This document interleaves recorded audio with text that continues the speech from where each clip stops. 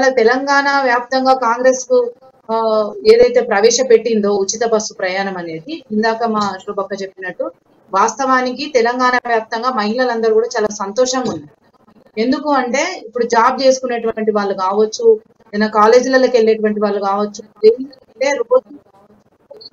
రోజు అట్లాంటి పరిస్థితి ఉన్నటువంటి వాళ్ళు కావచ్చు, వాళ్ళకు ప్రయాణ ఖర్చులు అనేటువంటివి, బస్ పాసులు అనేటువంటివి చాలా భారంగా ఉన్నటువంటి సందర్భంలో ఇది వాళ్ళకు ఉపయోగపడ్డది. కనీసం నెలకు 2000 నుంచి 5000 వరకు ప్రయాణ ఛార్జీలు అనేటివి వాళ్ళకు మిగులుతా ఉన్నాయి. వాటి వల్ల వాళ్ళు చాలా సంతోషంగా ఉన్నారు.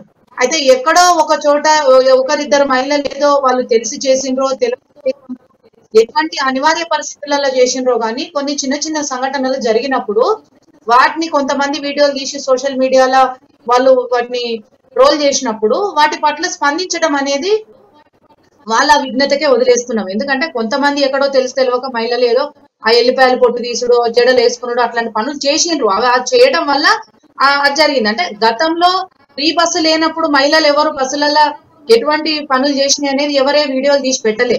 ఇప్పుడు ఫ్రీ బస్సుని ఎక్కడ అబాస్పాలు చేద్దామా, ఎక్కడ కాంగ్రెస్ పార్టీని కాంగ్రెస్ ప్రభుత్వాన్ని అబాస్పాలు చేద్దాం అనేటువంటి ఒక ఉద్దేశంతో మాత్రమే వాళ్ళు వ్యవహరిస్తున్నటువంటి తీరు మనకు చాలా స్పష్టంగా కనపడతా ఉన్నది.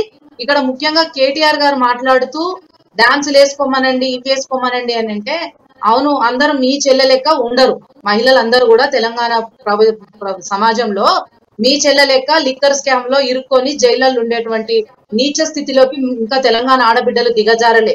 ఇన్నేళ్ల చరిత్రలో ఆత్మగౌరవ పోరాటం చేసిన మహిళలనే చూసినాం తప్ప ఇలా లిక్కర్ స్కామ్లలో ఇరుక్కున్న మహిళ అంటే ఏకైక మహిళ ఆమెనే.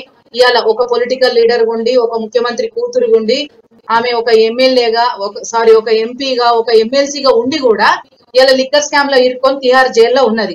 అందరూ మరి వాళ్ళ సిస్టర్ లెక్కనే ఉంటారు అనుకుంటారా, ఏమనుకుంటారో. మేము ఎందుకంటే తోటి మహిళని అవమానపరచొద్దని మేము ఇంతకాలం ఊరుకున్నాం, కానీ ఇవాళ ఊరుకునేదానికి లేదు. కేటీఆర్ ఇవాళ అందరికి క్షమాపణ చెప్పాల్సిందే. ఇవాళ గౌరవ ముఖ్యమంత్రి రేవంత్ అన్న గారు కావచ్చు, ఇతర మంత్రివర్గం కావచ్చు, తెలంగాణని అభ్యున్నత దిశకు తీసుకెళ్లడం కోసం, అభివృద్ధి దిశగా తీసుకెళ్లడం కోసం, తెలంగాణ మహిళలు, నిరుద్యోగులు అందరి అభ్యున్నతి కోసం పాటుపడుతూ ఇలా రైతుల కోసం రైతు రుణమాఫీ కావచ్చు, ప్రతి ఒక్క అంశాన్ని కూడా ఒక కూలంకుషంగా కింది స్థాయి వరకు చర్చ చేసుకొని నిర్ణయాలు తీసుకున్నారు. ఫ్రీ బస్సు పథకం ప్రవేశపెట్టడానికంటే ముందు కూడా చాలా ఆలోచనలు చేసినాకనే దాన్ని ప్రవేశపెట్టారు. ఫ్రీ బస్సును ప్రవేశపెట్టిన తర్వాత ఆర్టీసీకి ఒక కళ వచ్చింది. ఇలా ఆర్టీసీ లాభాల్లోకి వెళ్తున్నటువంటి పరిస్థితి. వాళ్ళ హయాంలో 9.5 సంవత్సరాలు పరిపాలన చేస్తే ఆర్టీసీని వాళ్ళు ఎంత అగమ్య గోచరం చేసిండ్రు, అసలు దాన్ని అట్టడుగు స్థితికి పడిపోయినటువంటి పరిస్థితి. అలాంటి ఆర్టీసీని ఇలా జీవం పోసింది కాంగ్రెస్ ప్రభుత్వం. ఇటువంటి పరిస్థితులలో ఎక్కడో అరకొరగా జరిగిన సంఘటనలను తీసుకొని విఘ్నత లేకుండా మాట్లాడి, వాటిని ఇట్లా మాట్లాడడం సబబు కాదు అని సీతక్క గారు మాట్లాడితే దానికి కౌంటర్ గా మీరు డాన్స్లు వేసుకోండి, బ్రేక్ డాన్స్లు అంటే తెలంగాణ ఆడబిడ్డల పట్ల, తెలంగాణ ఆడపడుచుల పట్ల మీకు ఉన్నటువంటి గౌరవం ఎట్లాంటిదో, మీ పద్ధతి ఎట్లాంటిదో మీకు అర్థం అవుతా ఉంది. ఇక్కడ అర్థమవుతుంది ఏంటంటే తొలి వెలుగు వేదికగా తెలంగాణ సమాజం అంతా కూడా ఇలా చూస్తా ఉన్నది. ఈ తొలి వెలుగు వేదికగా మేము చెప్తా ఉన్నాం, వాళ్ళకి అధికారం పోయేసరికి ఎక్కడ ఏమీ పాలుపోతలేదు, మతి భ్రమించినటువంటి విధంగా ప్రవర్తిస్తా ఉన్నారు. ఏం మాట్లాడుతానో అర్థం కాదు. సభ మనకు దానికి ఏమంటాం, మన ప్రతిపక్ష నాయకుడుగా ఉండవలసినటువంటి కేసీఆర్ సభకు రాడు, అది ఎవరు మాట్లాడరు. కనీసం 15 ఆగస్టుకు జెండా ఎగరేస్తుంది కూడా రాడు. దాన్ని ఎవరు ప్రశ్నించరు.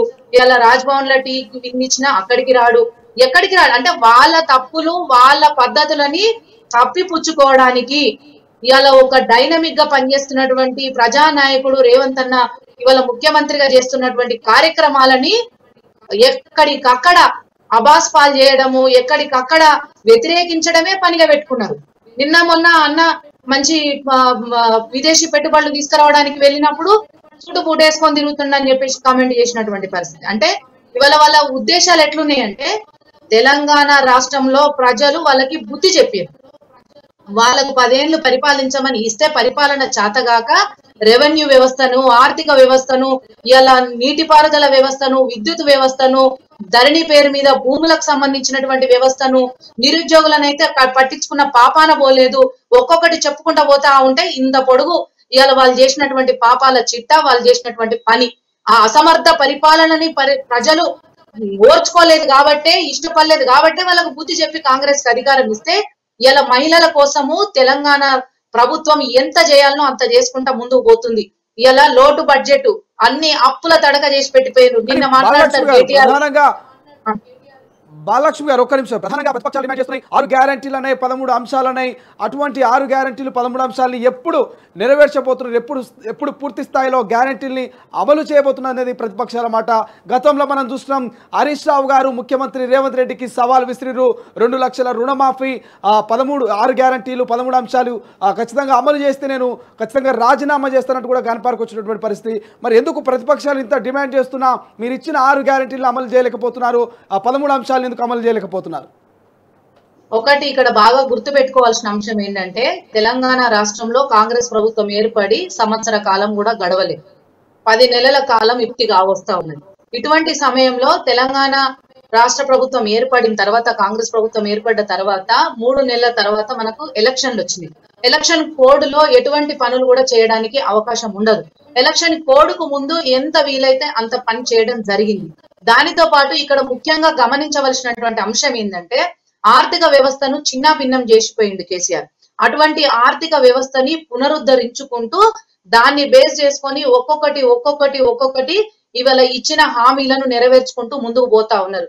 ఇలా ఫ్రీ కరెంట్ మనకు 200 యూనిట్ల వరకు ఫ్రీ కరెంట్ విషయంలో కావచ్చు, గ్యాస్ సిలిండర్ 500 రూపాయల విషయంలో కావచ్చు, ఫ్రీ బస్సు పథకం కావచ్చు, ఇలా ఉద్యోగాల కల్పన విషయంలో కావచ్చు, ఇవాళ రైతు రుణమాఫీ విషయంలో కావచ్చు, ఇలా ఇక్కడ ఉన్నటువంటి ఒక్కొక్క అంశాన్నింటిని కూడా ముందుకు తీసుకుపోతూ ఆల్రెడీ అవి అమల్లోకి వచ్చినాయి.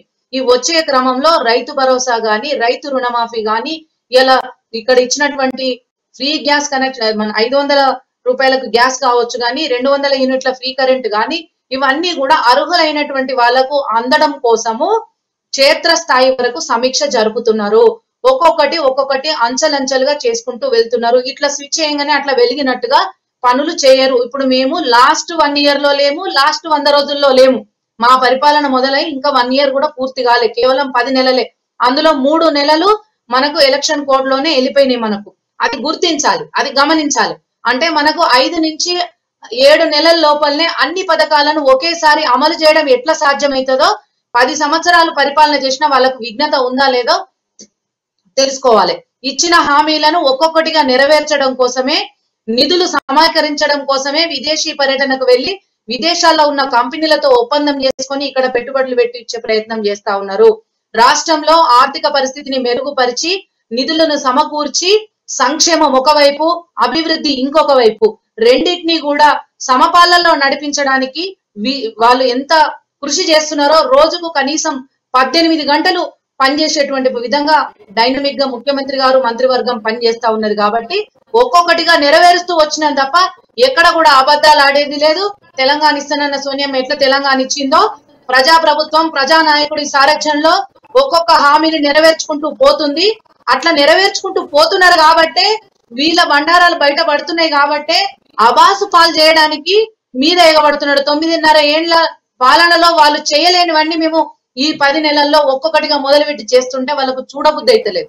అసలైన తొలి వెలుగు. ఫాలో వాట్సాప్ @తొలి వెలుగు official.